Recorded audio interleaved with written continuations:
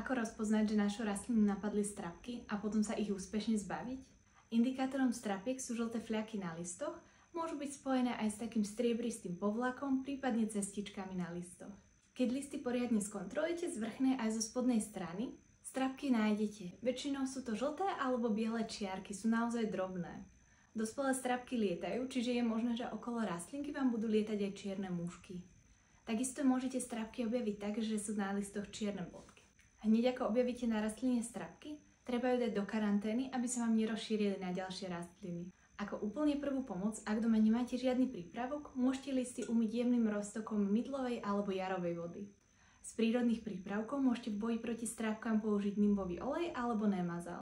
Takisto môžete siahnuť po prírodnom prípravku Spintor.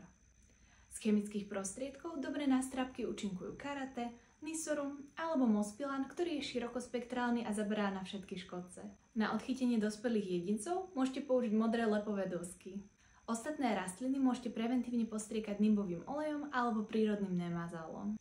Všetky prípravky proti strapkám nájdete na planticia.sk. Sledujte nás pre viac tipov, ako sa starať o izbové rastliny.